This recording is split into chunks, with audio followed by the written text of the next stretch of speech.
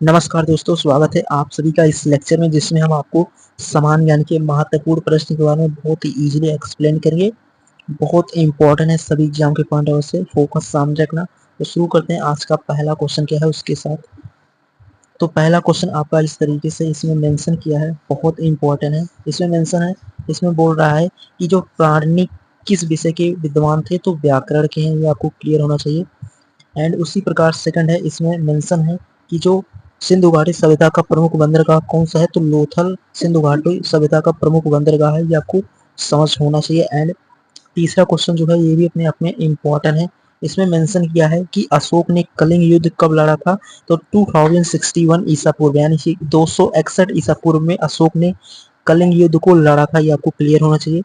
And उसी प्रकार अगला क्वेश्चन ये भी आपका बहुत इंपॉर्टेंट है। इसमें मेंशन किया है कि इंडिका पुस्तक किसने लिखी थी, तो मेगास्थनीज ने इंडिका पुस्तक को लिखा था। ये भी आप बहुत इजीली समझ गए होंगे।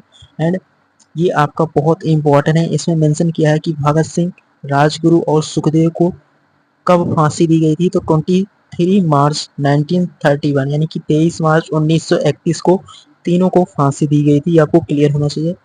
एंड उसी प्रकार अगले क्वेश्चन पर बात करें तो 6 नंबर क्वेश्चन बहुत इंपॉर्टेंट है। जिसमें मेंशन किया है कि भारत छोड़ो आंदोलन कब हुआ था, तो 1942 यानी कि 1942 में भारत छोड़ो आंदोलन हुआ था, ये आपको क्लियर होना चाहिए।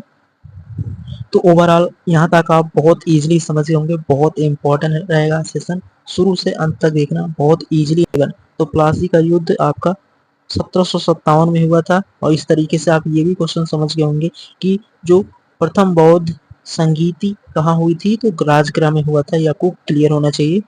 ये सभी क्वेश्चन बहुत इंपॉर्टेंट है, सीधे प्रीवियस ईयर एग्जाम्स में पूछे जाते हैं क्वेश्चंस। एंड उसी प्रकार अगले क्वेश्चन पे बढ़ें तो अगला क्वेश्चन आपका ये भी इंपॉर्टेंट है। इसमें मेंशन किया है कि मुस्लिम लीग की स्थापना कब हुई थी, तो 1906 में यानी कि 1906 में मुस्लिम लीग की स्थापना हुआ था, ये आपको क्लियर होना चाहिए। 11th नंबर क्वेश्चन भी आपका इंपॉर्टेंट है। इसमें मेंशन किया है कि भारत का सबसे बड़ा राज्य क्षेत्रफल के अनुसार होगा वो राजस्थान होगा। अगर क्षेत्रफल के अनुसार सबसे छोटा पूछेगा तो वो गोवा हो जाएगा। एंड उसी प्रकार 12th नंबर क्वेश्चन भी आपका इंपॉर्टेंट है। यहाँ पर मेंशन किया है कि गंगा नदी का उद्गम कहाँ से होता है, तो गोमुख उत्तराखंड से गंगा नदी का उद्गम स्थल है, ये आपको क्लियर होना चाहिए, बहुत इंपॉर्टेंट है। एंड उसी प्रकार अगले क्वेश्चन पे आए तो अगला क्वेश्चन भी आपका इंपॉर्टेंट है। इसमें मेंशन किया है कि सूर्य के सबसे निकट ग्रह कौन सा है, तो बुध जो है वो सूर्य के यानी कि जो सन है उससे सबसे जो नजदीक ग्रह है वो आपका बुध ग्रह है, ये आपको क्लियर होना चाहिए।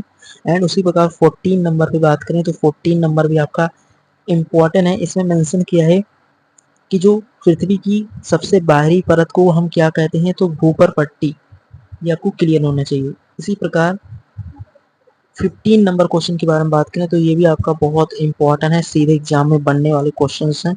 तो इसमें मेंशन किया है कि कौन सा ग्रह लाल रंग का ग्रह कहलाता है, वो मंगल ग्रह को हम लाल रंग का ग्रह कहते हैं, ये आपको क्लियर होगा। तो ओवरऑल आप इस तरीके से सभी क्वेश्चन को बहुत इजीली समझ होंगे, बहुत इंपॉर्टेंट है, सीधे प्रीवियस ईयर एग्जाम में बनने वाले क्वेश्चन है। फोकस सामने रहेगा तो बहुत इजीली आप जितना भी क्वेश्चन हमने डिस्कस किया बहुत इजीली समझ होंगे, बहुत इंपॉर्टेंट है, इनका रिवीजन करना।